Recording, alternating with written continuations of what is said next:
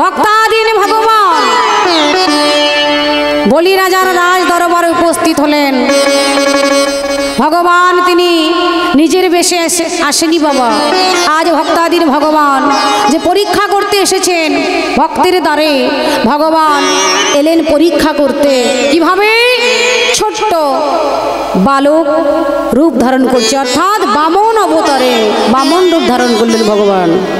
সেই ভগবান তিনি বামন রূপ অবতারে আজকের বামন রূপ ধারণ করেই ভগবান তিনি উপস্থিত হলেন বলি রাজার রাজ দরবারে।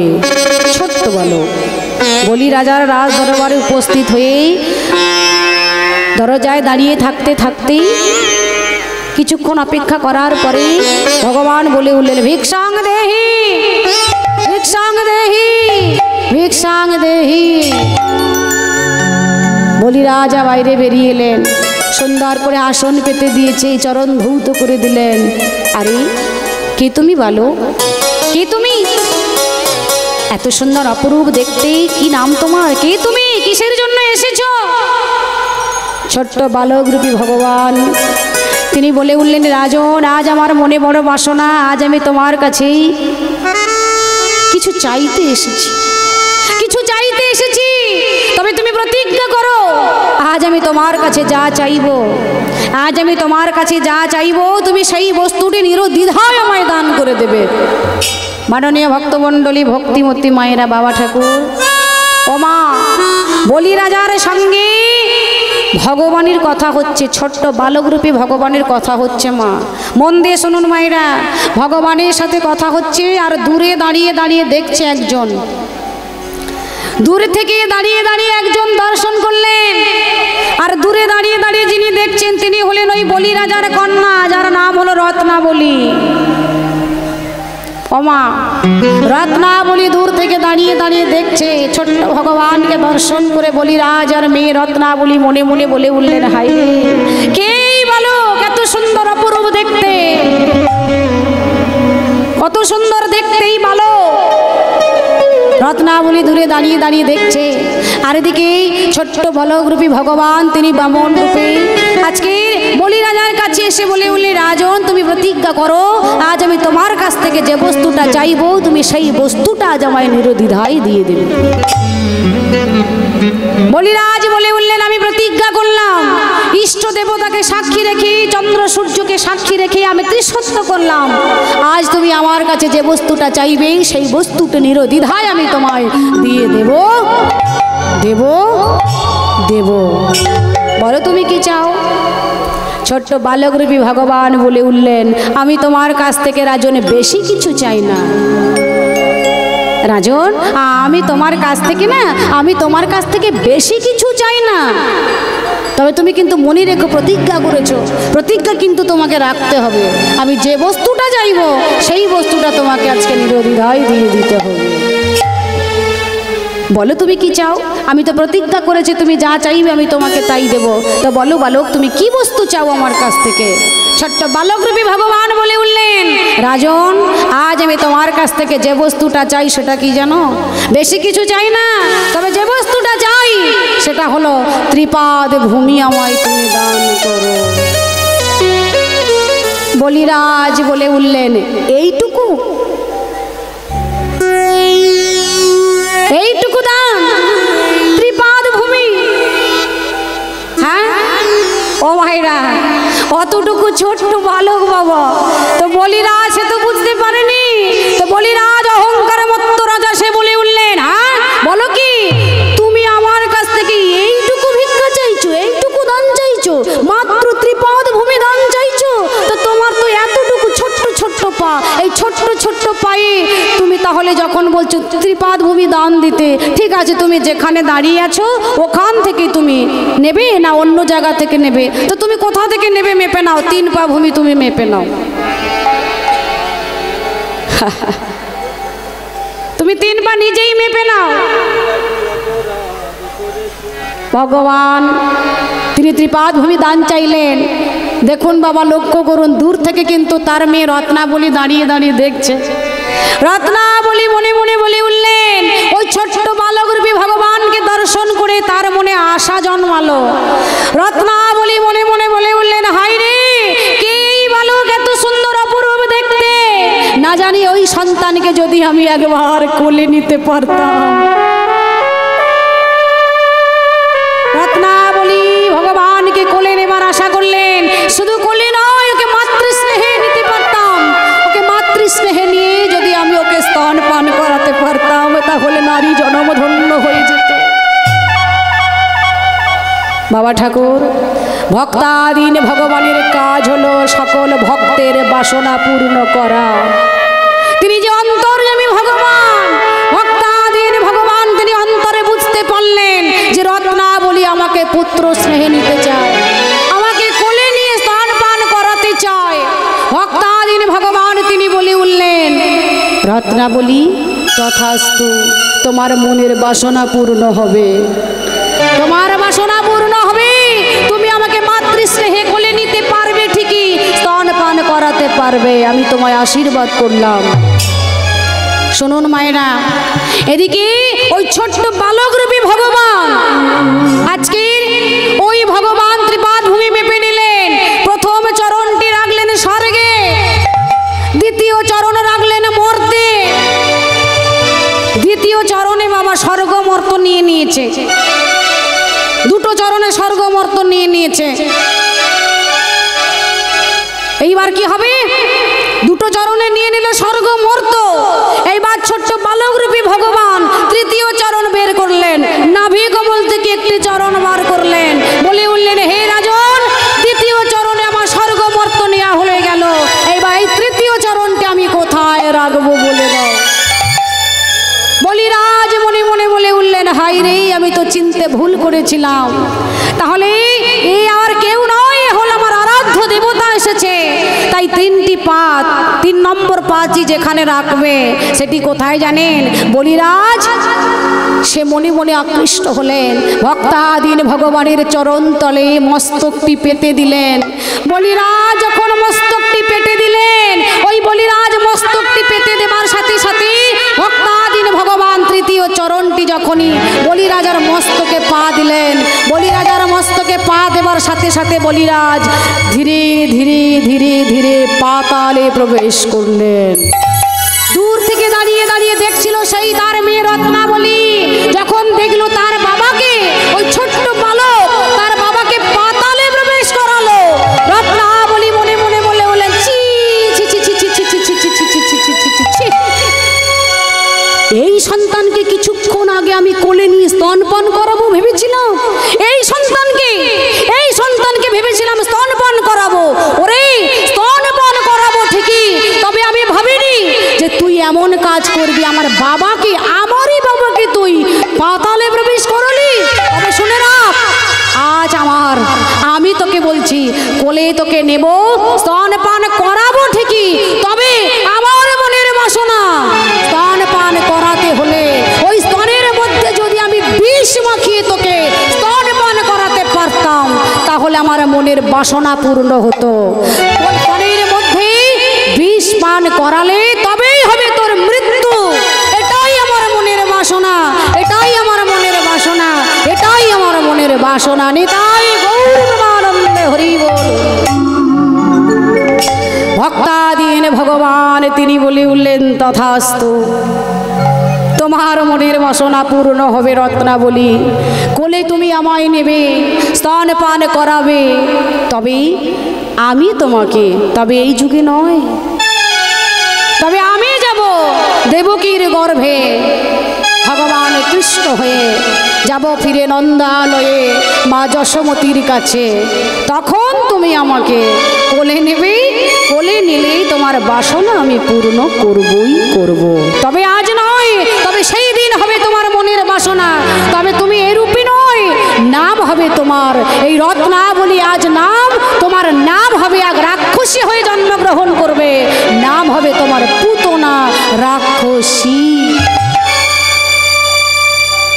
বাবা ঠাকুর আজকের সেই পুতনা রাক্ষসীকে বধ করার জন্য ভগবান লীলাটি করেছেন। তবে আসুন, লীলাটি আস্বাদন করতে হলে আমাদের সবাইকে প্রথমে একবার যেতে হবে মহারাজ কংসের গৃহে, আমাদের যেতে হবে মথুরাপুরে। তো দেখুন, আজকের মথুরা রাজা যিনি ক্রোধান্বিত মহারাজ কংস। মহারাজ কংস সে মথুরা রাজা। এই মহারাজ কংস, এই কংস কাউকে ভয় পায় না বাবা, কিবা সাধুগুরু, কিবা ব্রাহ্মণ, কিবা বৈষ্ণব, কিবা মাতা পিতা, কাউকে তিনি ভয় পায় না মহারাজ কংস। হরিনামে কৃষ্ণ নাম করা তার গৃহে বন্ধ। যে হরিনামে কৃষ্ণ নাম করবে তার জিহ্বাটা কেটে নেবে। যদি কেউ হরিনাম শুনতে যায় তার পা দুটো কেটে ফেলবে। যদি কেউ হরিনাম লেখে তার হাতটা কেটে ফেলবে। আর যার বাড়িতে হরিনাম হবে তার বাড়িতে মহারাজ কংস আগুন লাগিয়ে দেবে। এটাই হলো মহারাজ কংসের নীতি। কিন্তু বাবা ঠাকুর, আপনারা প্রত্যেকেই জানেন সমুদ্রের ঢেউকে যেমন বালি দিয়ে পাঁচিল দিয়ে আটকানো যায় না, ঠিক তদ্রূপ কোন ভক্তির ঢেউকে বালি দিয়ে পাঁচিল দিয়ে কোনো দুর্নীতি দিয়ে বন্ধ করা যায় না। তারই প্রমাণ মহারাজ কংসের পিতা, যার নাম হলো উগ্রসেন। যার নাম হলো উগ্রসেন। বাবা ঠাকুর লক্ষ্য করুন মায়েরা, সেই উগ্রসেন সে কিন্তু ভগবানকে ভালোবাসে গো। বাবা ভগবানকে ভালোবাসে বাবা, কিন্তু তার ছেলে ভগবানকে ভালোবাসে না। তো আজকের উগ্রসেন করেছে কি, ছেলে কংসের ভয়ে জর্জরিত হয়ে, কেমন তার বাবা আর কেমন তার পুত্র দেখুন বাবা। ছেলে কোথায় বাবাকে দেখে ভয় পাবে, আজকে বাবা উগ্রসেন হয়ে ছেলেকে ভয় পাচ্ছে। বাবা ছেলেকে ভয় পাচ্ছে। বাবা উগ্রসেন কি করছে না, ছেলে কংসের ভয়ে জর্জরিত হয়ে ঘরের মধ্যে প্রবেশ করে, দরজা বন্ধ করে, জানালা বন্ধ করে, ঘরের ভিতরে প্রবেশ করে লুকিয়ে লুকিয়ে এসে ভগবানকে ডাকে। কিন্তু ভক্তমণ্ডলী মায়েরা, আমরা জানি যেখানেই বাঘের ভয় সেখানেই সন্ধ্যা হয়। যেখানেই বাঘের ভয় সেখানেই সন্ধ্যা হয়। তো বাবা ঠাকুর উগ্রসেন লুকিয়ে লুকিয়ে ভগবানকে ডাকছে। যার জন্য লুকিয়ে লুকিয়ে ডাকছে, কংসের জন্য লুকিয়ে লুকিয়ে ডাকছে। তো সে মহারাজ কংস জেনে গেল, কে যেন তার রাজপ্রাসাদে লুকিয়ে লুকিয়ে ভগবানের নাম নিচ্ছে। এবার লক্ষ্য করুন, মহারাজ কংস প্রধান্বিত রাজা মহারাজ কংস দরজার কাছে উপস্থিত হয়ে দেখতে পেল দরজা বন্ধ, জানালা বন্ধ, ঘরের ভেতর থেকে যেন ভগবানের নাম করছে কি যেন শোনা যায়। ক্রোধান্বিত রাজা মহারাজ কংস ক্রোধান্বিত হয়ে দরজায় লাথি মেরে ঘরের ভিতরে প্রবেশ করলেন। চিৎকার করে বলে উঠলেন, বাবা তোমার এত বড় স্পর্ধা, তোমার এত বড় সাহস, তুমি আমারই রাজত্বে বসে বসে পরমে সুন্দর নাম নিচ্ছ। শাস্তি তোমাকে পেতে হবে, শাস্তি পেতে হবে তোমাকে। প্রহরীদের ডাক দিয়ে বলে উঠলেন, প্রহরী প্রহরী, আমার বাবা ভগবানের নাম নিয়েছেন, তাই এই মুহূর্তে তুমি আমার বাবাকে নিয়ে গিয়ে লৌহ কারাগারের মধ্যে বন্দি করে দাও।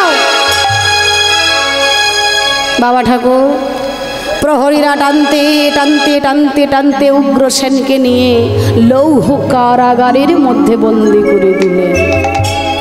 মাননীয় ভক্তমণ্ডলী ভক্তিমতী মায়েরা, বাবা ঠাকুর লৌহ কারাগারের মধ্যে যখনই বন্দি করে দিয়েছে উগ্রসেনকে, ওই উগ্রসেন লৌহ কারাগারের ভেতর থেকে ছেলে কংসকে ডাক দিয়ে বলে উঠলেন, খোকা খোকা।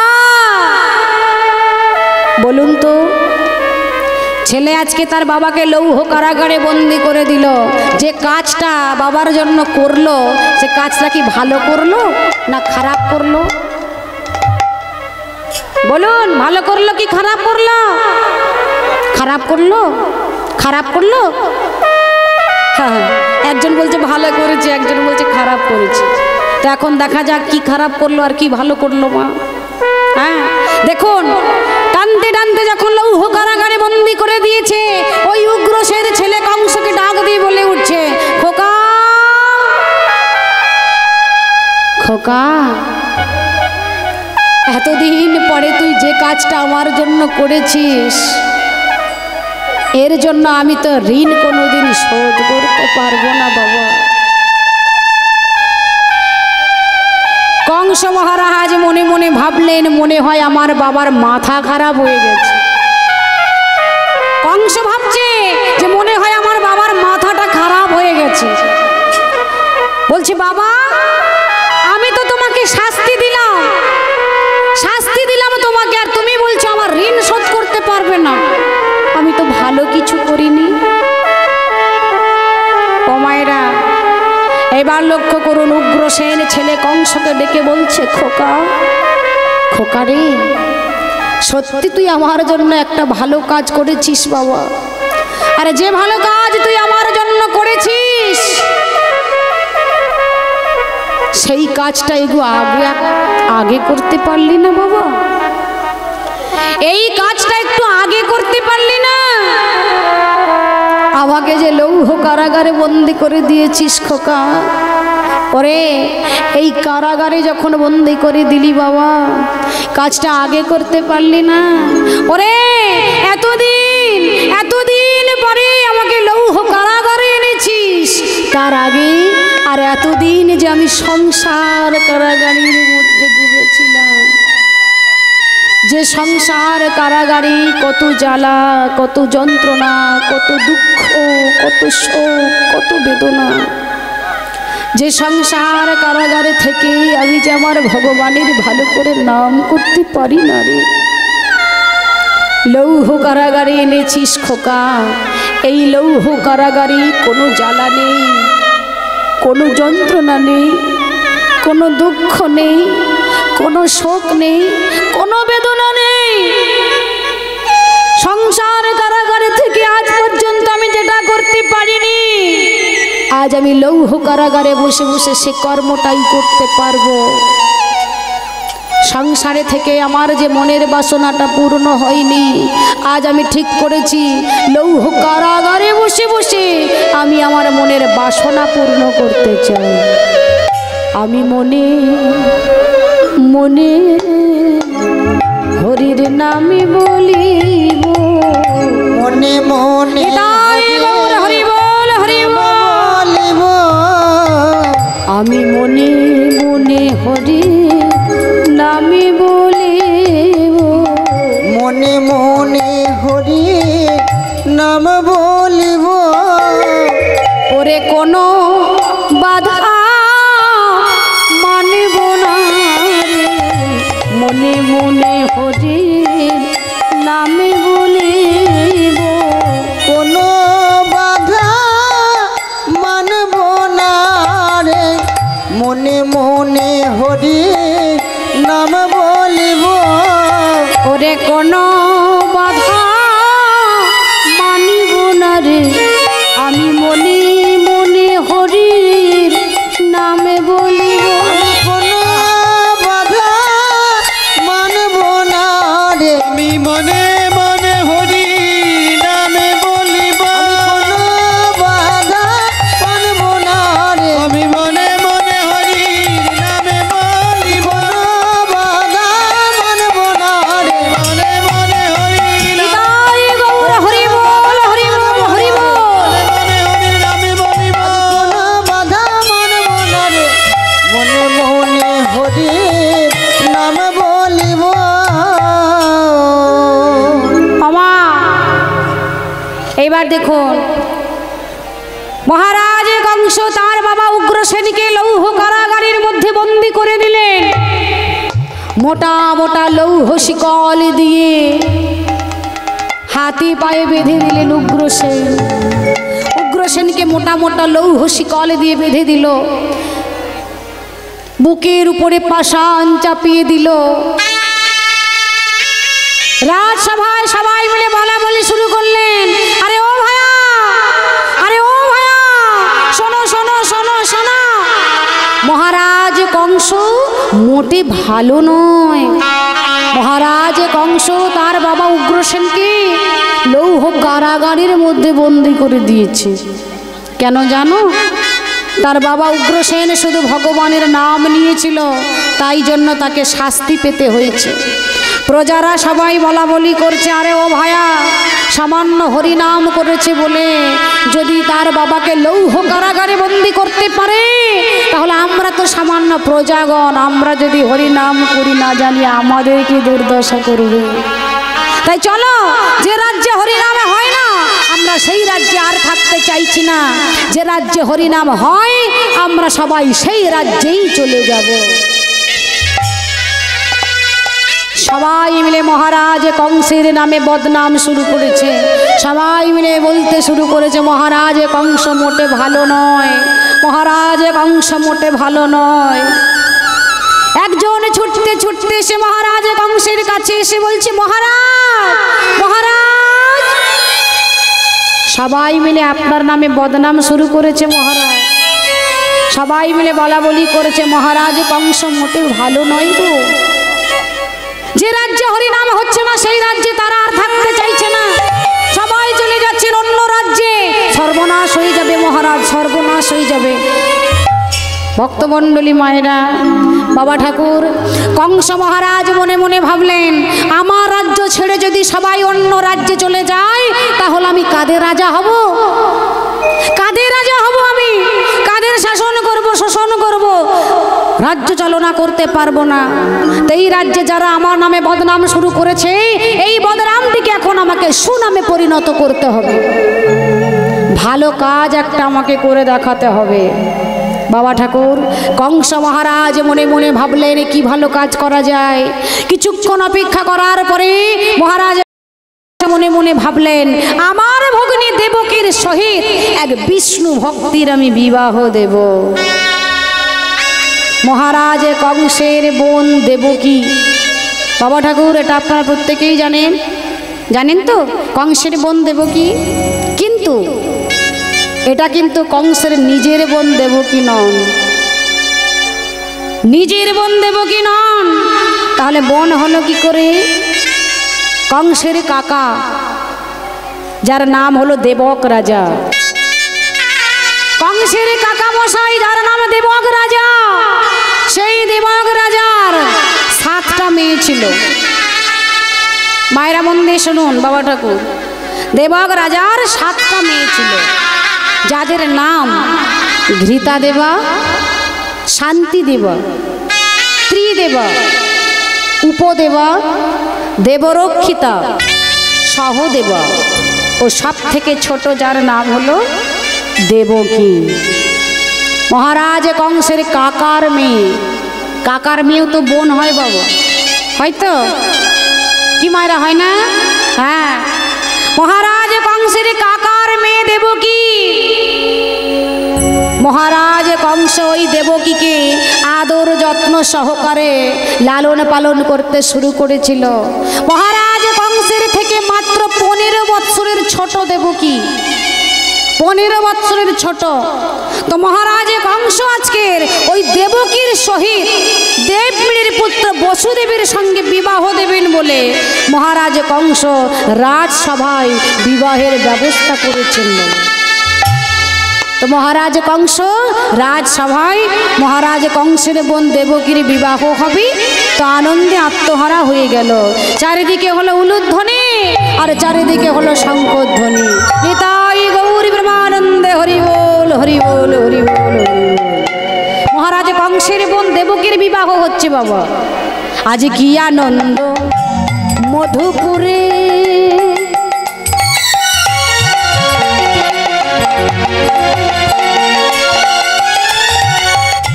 কংস রাজ ভবনে,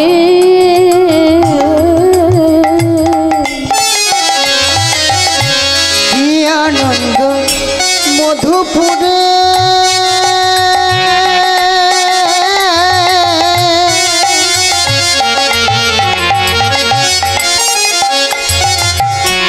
কংসরাজ ভবনে, কি আনন্দ মধুপুরে।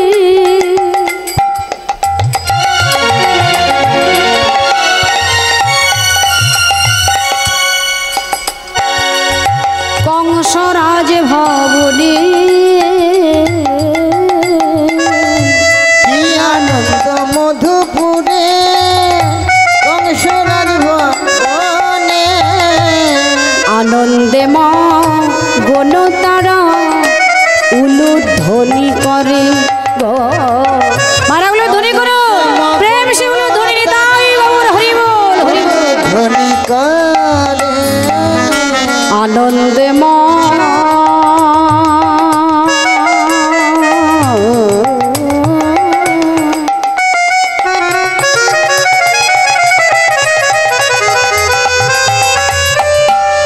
গগন তারা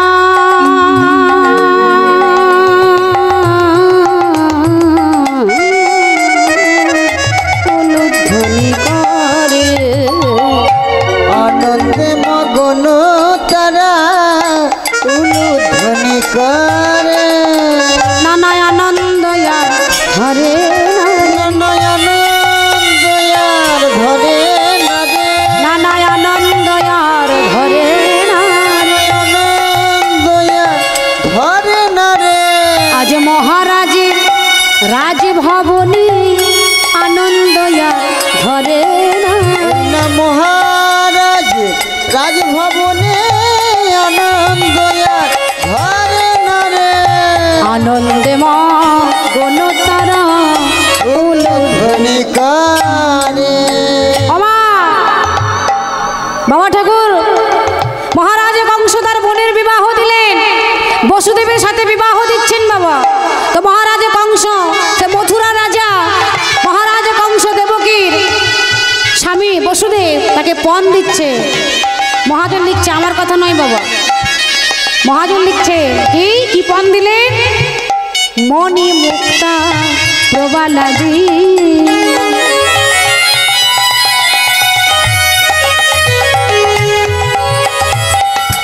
পরশপা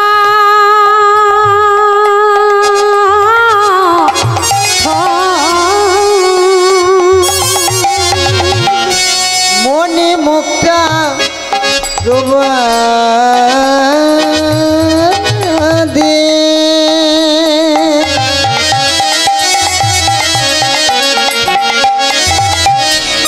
পরশপা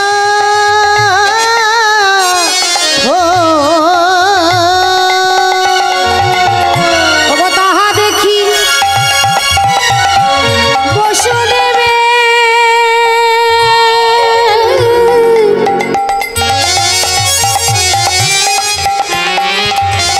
বিশুদ্ধয়ন্ত তাহা দেখি বসুদেবে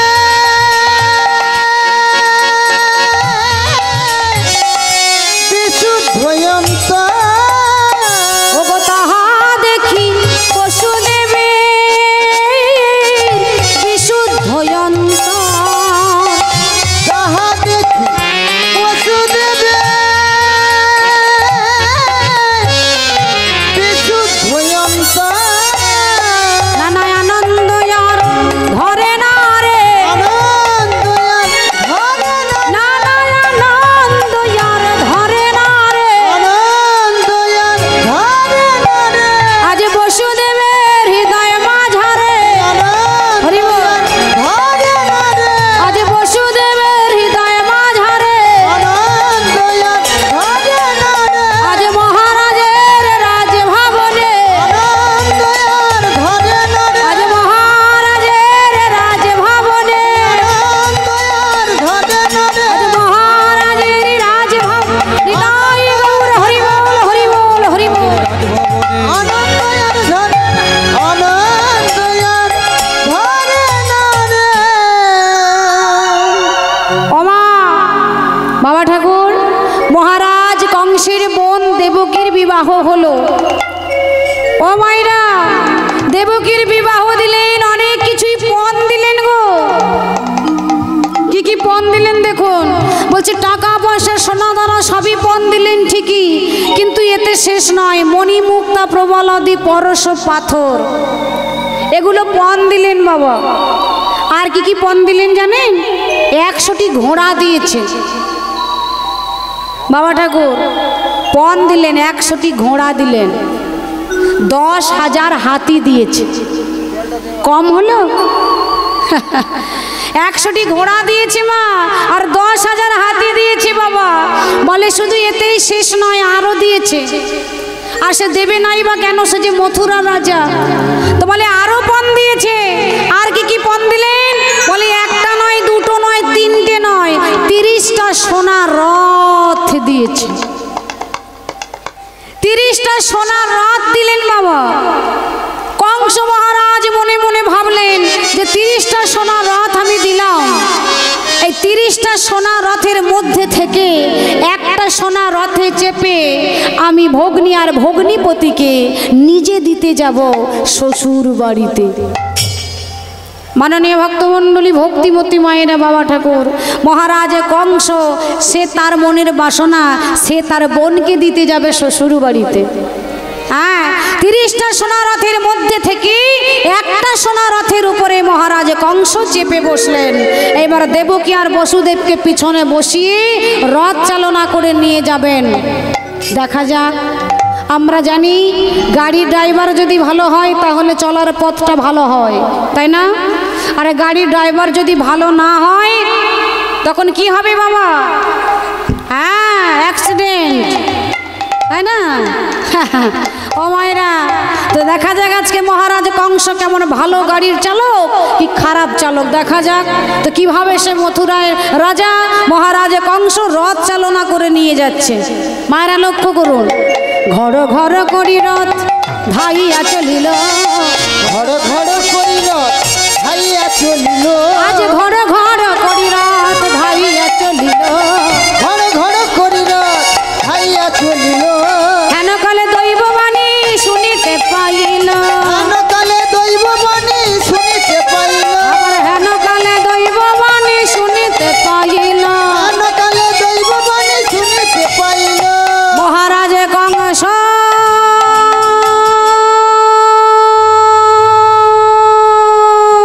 মহারাজ কংস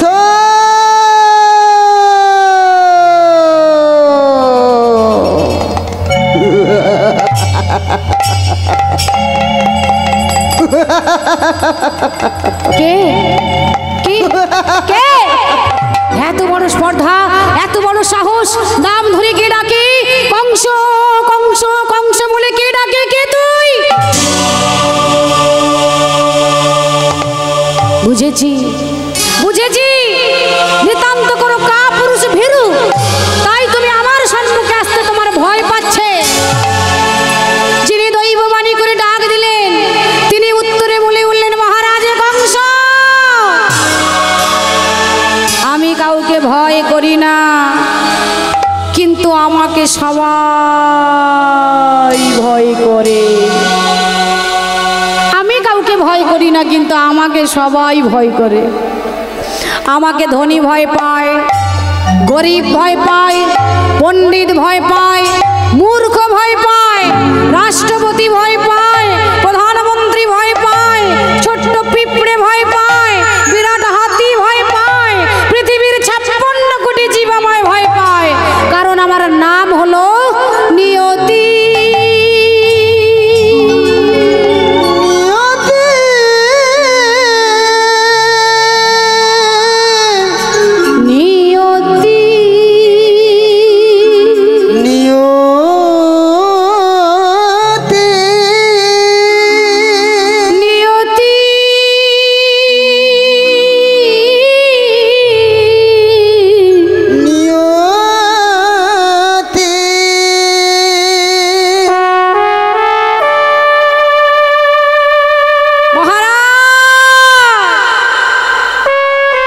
মহারাজ, আমি কাউকে ভয় করি না, কিন্তু আমাকে সবাই ভয় করে।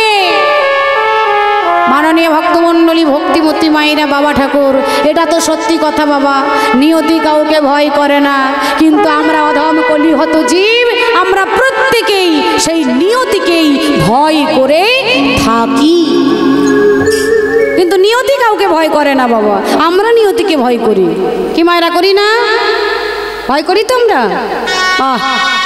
আজকে দেখুন, নিয়তি বলে বললেন, মহারাজ নাম আমার নিয়তি, কিন্তু আমার কাজ হলো সবাইয়ের ভাগ্য নির্ধারণ করা।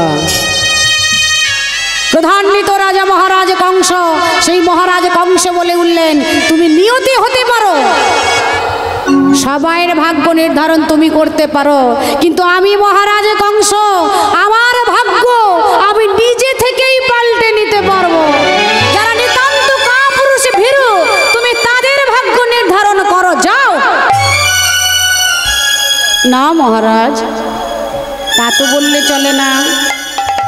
এখন যে আজকে এসেছেন আমার কাজ করেছে, আপনার ভাগ্যে কি লেখা আছে সেটা বলে দেওয়ার।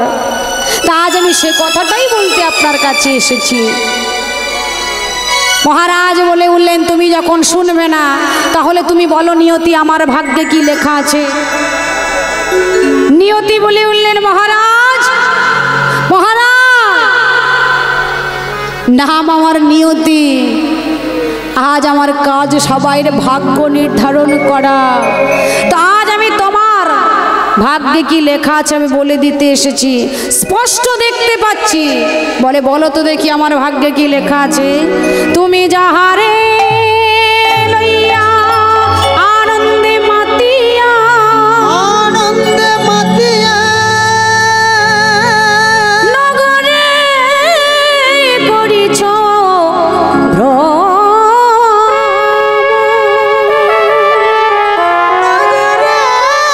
করেছ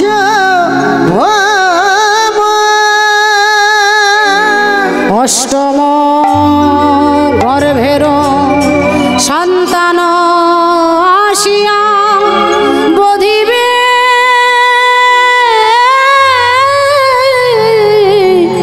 তোমার জীবন। নিতাই গৌর হরি বল, হরি বল, হরি বল। তোমার জীবন।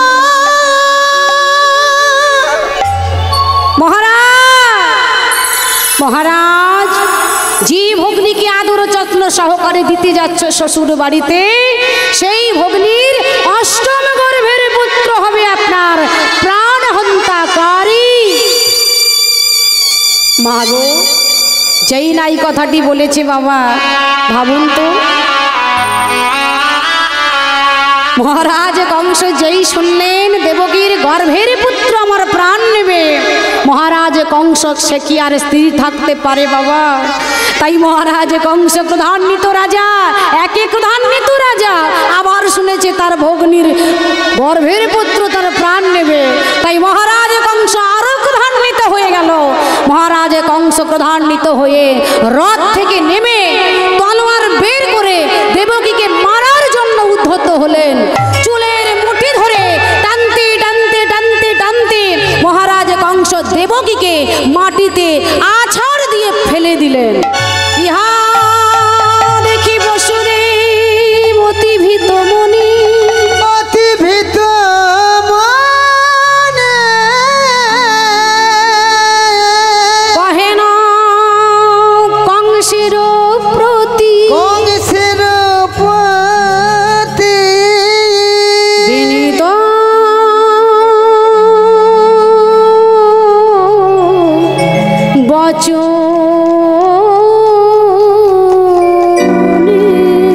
বিনীত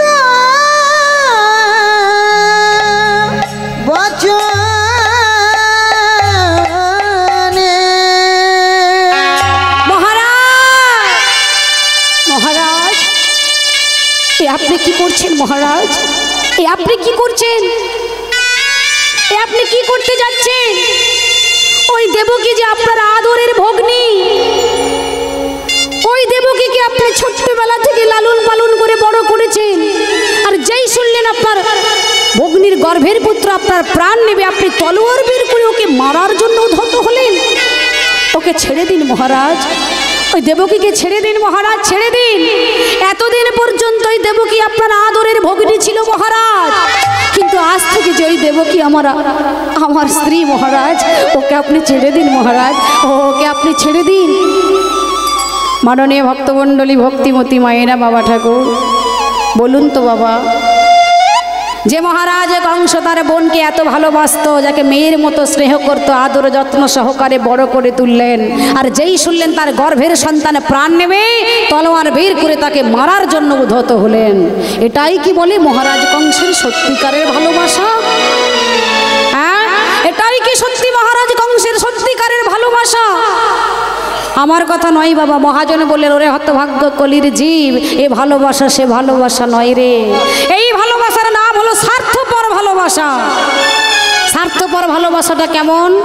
যেখানেই স্বার্থ আছে সেখানেই ভালোবাসা আছে, আর যেখানে স্বার্থ নেই সেখানে ভালোবাসাটা নেই, তাই না বাবা?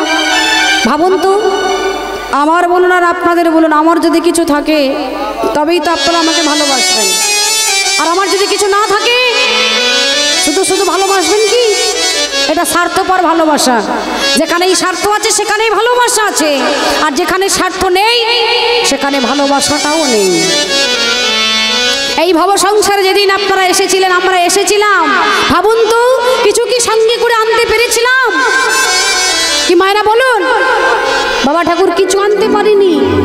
আর এই ভব সংসার ছেড়ে যেদিন বিদায় নেব, তবে বিদায় নেবার আগে এই ভব সংসারে এসে টাকা পয়সা ব্যাংক ব্যালেন্স করে পেরেছি, গাড়ি বাড়ি সব করলাম। ভগবানের কাছে কয়েকটা জিনিস চেয়ে নিয়েছিলাম।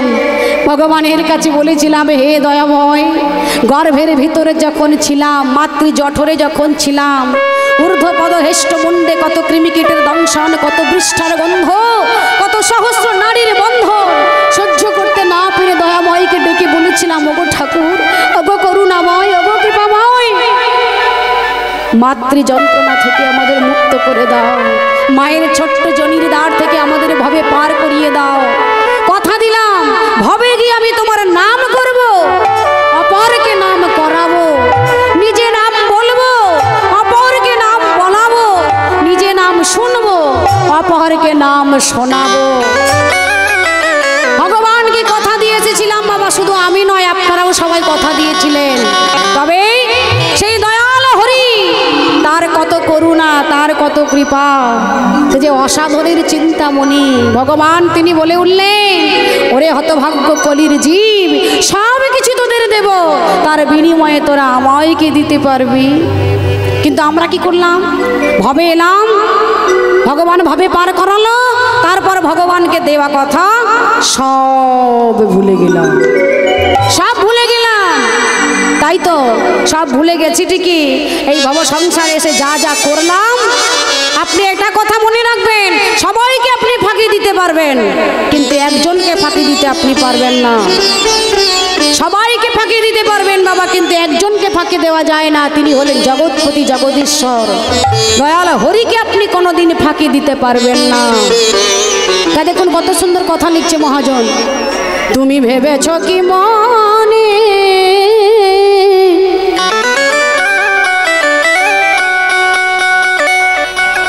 এই ত্রিভুবনে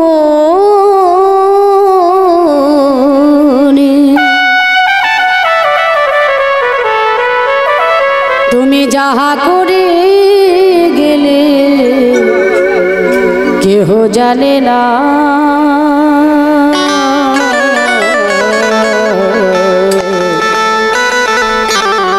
বারে বারে আর আশা হবে না, মন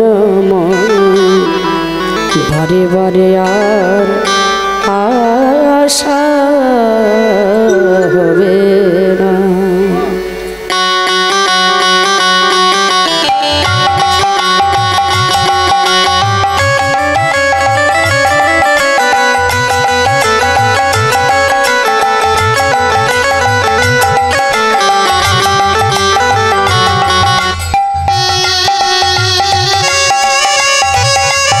হরি বল, নিতাই গৌর হরি বল।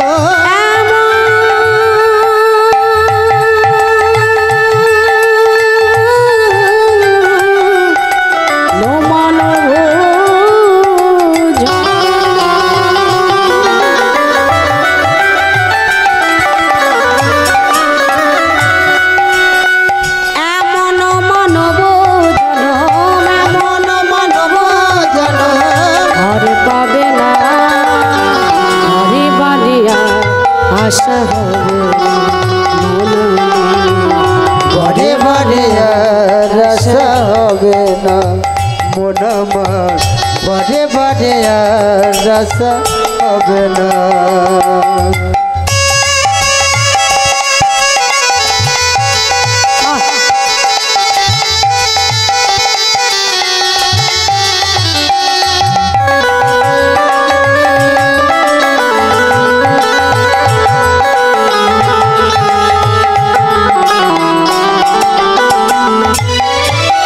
দেখুন বাবা, এই ভব সংসারে এসে যা যা করলাম, কাউকে ভালো কথা বললাম কি খারাপ কথা বললাম, কি ভালো কাজ করলাম কি খারাপ কাজ করলাম, সেগুলো কিন্তু সব কিন্তু উপরে তোলা থাকছে বাবা। এই যে আপনারা মহতি হরিবাসরে এসেছি কীর্তন আস্বাদন করার জন্য, হ্যাঁ ও মায়েরা কিছু মনে করবেন না বাবা। এই যে দূর দূরান্তর থেকে অগণিত ভক্তগণ এসেছেন কীর্তন আস্বাদন করার জন্য, এই মহতি হরিবাসরে ছুটে এসেছেন। কিন্তু অনেকে কীর্তন শুনছেন, আবার অনেকে কিন্তু কীর্তনটা শুনছেন না। অনেকে কীর্তন শুনছেন, আবার অনেকে শুনছেন না, আবার অনেকে গল্প করছেন, অনেকে ঘুমিয়ে পড়ছেন। কিন্তু একটাই কথা বলার আছে, কি কথা? তুমি যাহা করে গেলে আসিয়া হেথা,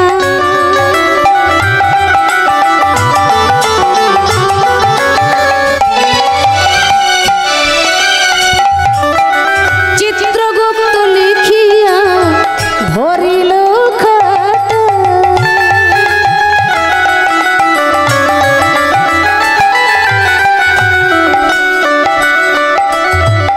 যাহা করে গেলে মনামা,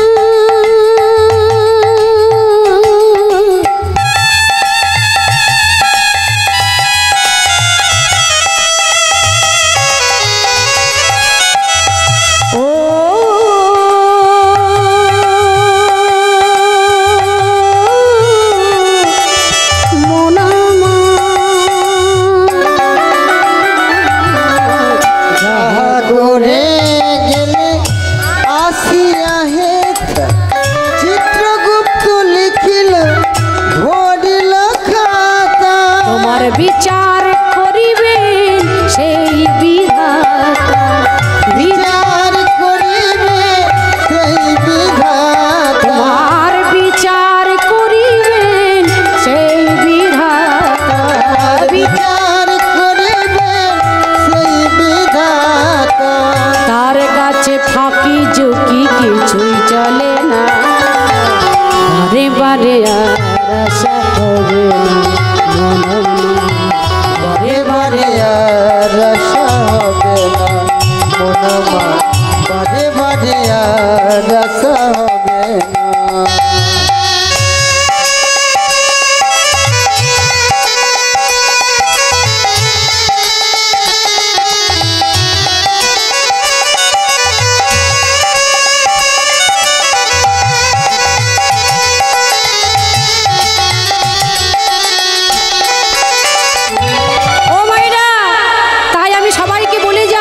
সাবধানে চলো মন হাও হুশিয়া,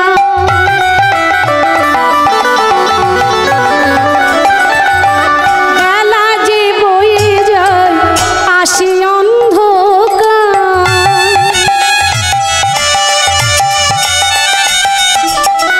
সাবধানে চলো মন হাও হুশিয়ার, বেলা যে বয়ে যায় আসে অন্ধকার। সাবধানে চলো মন হাও হুশিয়া,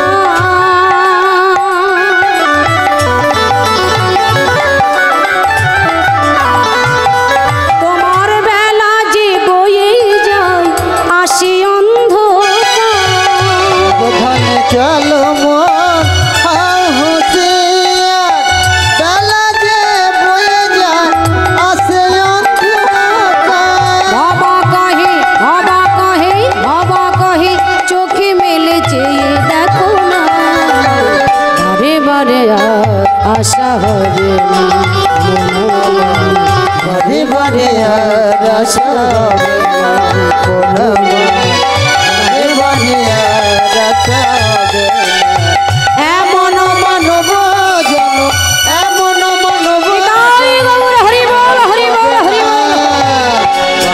বারে আর আশা হবে না বোনামা, বারে বারে আর আশা হবে না বোনামা, বারে বারে আর আশা হবে না।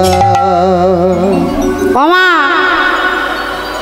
দেখুন, মহারাজ কংস ক্রধান্বিত রাজা, সেই মহারাজ কংস তলোয়ার বের করে বোন দেবকীকে মারার জন্য উদ্ধত হলেন। বসুদেব ছুটে গিয়ে মহারাজ কংসের চরণ দুখানি জড়িয়ে ধরলেন। মহারাজ, মহারাজ, মহারাজ, আমি বসুদেব, আমি আপনাকে কথা দিলাম, সত্যি যদি দেবকীর গর্ভের সন্তান আপনার প্রাণ হন্তাকারী হয়ে থাকে, আমি বসুদেব, আমি কথা দিলাম, দেবকীর প্রথম সন্তান থেকে অষ্টম সন্তান পর্যন্ত সমস্ত সন্তানকে আমি নিজের হস্তে আপনার হাতে তুলে দেব। সমস্ত সন্তান মারা যায় যাক, তাতে আমার কোনো দুঃখ নাই, তবু যেন আমার স্ত্রী দেবকী বেঁচে থাকে। ও মায়েরা আমার বলুন আর আপনাদের বলুন, যদি একটা পুত্রের কিছু হয় আমরা মা বাবা স্থির থাকতে পারি না? ঠিক মা, পারি কি? যদি একটা সন্তানের কিছু হয় আমরা মা বাবা থাকতে পারি না বাবা। আজকে বসুদেব বললেন যদি একটা সন্তান মারা যায় যাক, তাতে তার কোনো দুঃখ নাই, তবু যেন তার স্ত্রী দেবকী বেঁচে থাকে। কেন বললেন বলুন তো? বসুদেবের মনে কত বড় বিশ্বাস বাবা। বসুদেব বোঝালেন সন্তান মারা গেলে আমি আবার সন্তানকে পাবো, কিন্তু যদি আমার স্ত্রী দেবকী মারা যায়, কি বাবা, যদি দেবকী মারা যায় তাহলে সে দেবকী কেউ পাবে না, সন্তান কেউ পাবে না, আর সে ভক্তের ভগবান কেউ সে পাবে না, ভগবান কেউ সে পাবে না। তাই বসুদেবের মনে কত বড় বিশ্বাস। তাই বসুদেব বলে বললেন মহারাজ সন্তান মারা যায় যাক, তাতে আমার কোনো দুঃখ নাই, তবু যেন আমার স্ত্রী দেবকী বেঁচে থাকে। মহারাজ কংস, ক্রধান্বিত মহারাজ কংস তিনি করলেন কিনা, দেবকী বসুদেবের রাজবেশ পরিত্যাগ করিয়ে ভিখারিনীর বেশ পরিয়ে দিলেন। দুইজনকে টানতে টানতে টানতে টানতে লৌহ কারাগারে বন্দী করে দিলেন। মোটা মোটা লৌহ শিকল দিয়ে দেবকী বসুদেবের হাতে পায়ে বেঁধে দিলেন। দেবকীর বুকের উপরে পাষাণ চাপিয়ে দিলেন। কোনোদিন লৌহ কারাগারের ভিতরে একবেলা সেবা দেয়, কোনোদিন দুবেলা সেবা দেয়, আবার কোনোদিন সেবা দিতে মনেই থাকে না। যে এক মুঠো ভাত দেয়, ওই এক মুঠো ভাতকে দেবকী আর বসুদেব দুইজনে সমান ভাগে ভাগ করে সেবা করে। মাগো, কোনোদিন বসুদেব উপোস থাকি, কোনোদিন দেবকী উপোস থাকি, আবার কোনোদিন জল খেয়েও দিন কাটিয়ে দেয়। আজকের এই দেবকী আর বসুদেব লৌহ কারাগারের ভিতর থেকেই ভগবানকে ডাকতে শুরু করলেন। তারা জ্বালা যন্ত্রণা দুঃখ কষ্ট তারা আর সহ্য করতে পারলো না বাবা। লৌহ কারাগারের ভিতর থেকে ভক্তাধীন ভগবানকে ডাক দিলেন। ও মাইনা, দেবকী বসুদেব ভগবানকে ডাক দিলেন, দয়াময়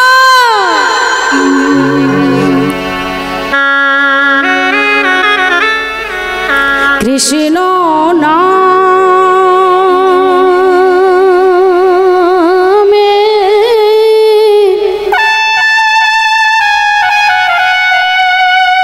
ভিখারি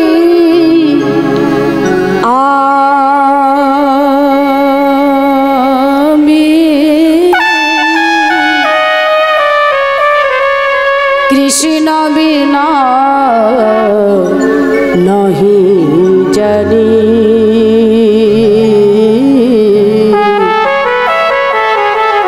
কৃষ্ণ বিনা নহি জানি। কৃষ্ণ নামে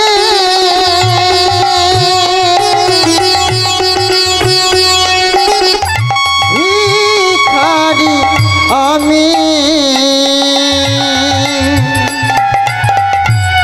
কৃষ্ণ বিনা নহি জানি,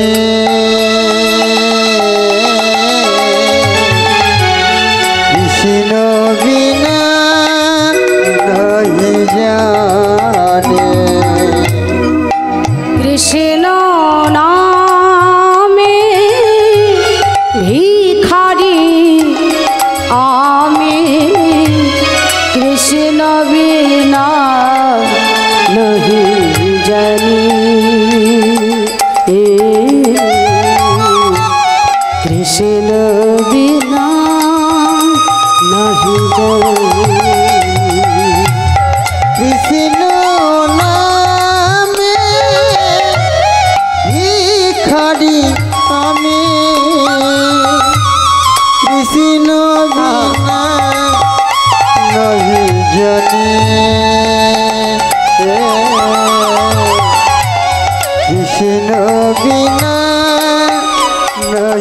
জানে।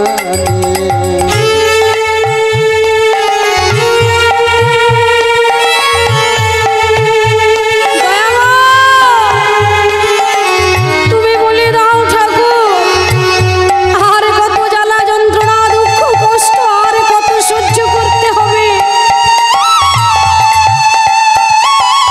মুক্ত করে দাও দয়াময়, মুক্ত করে দাও। না জানি সাধন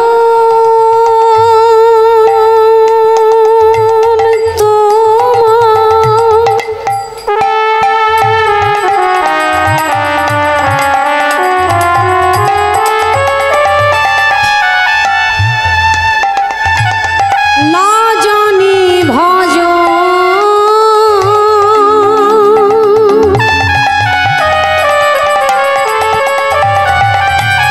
কি ফুলে পুজিব বলো ও দুটি চরণ,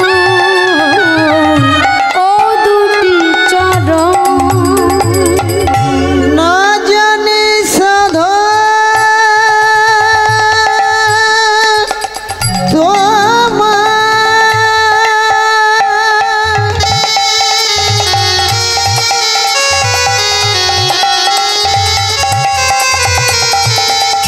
না জানি ভজন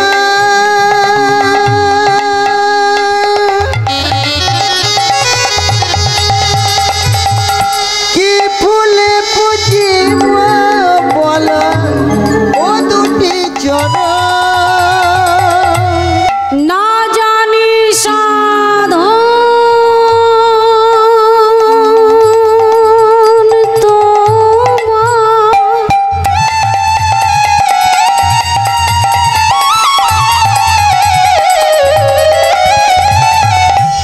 না জানি ভজন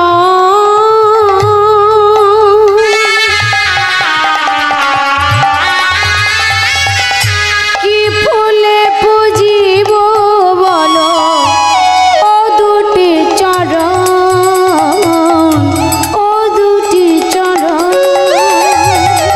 না জানি সাধন তোমার,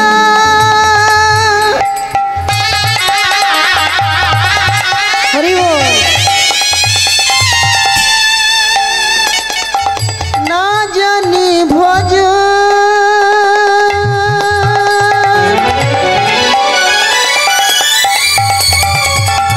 কি ফুলে পুজিব বলো ও দুটি চরণ। কৃষ্ণ নামে ভিখারি আমি, কৃষ্ণ বিনা নাহি জানি, কৃষ্ণ বিনা নাহি জানি, কৃষ্ণ বিনা রহি যায়। দেখা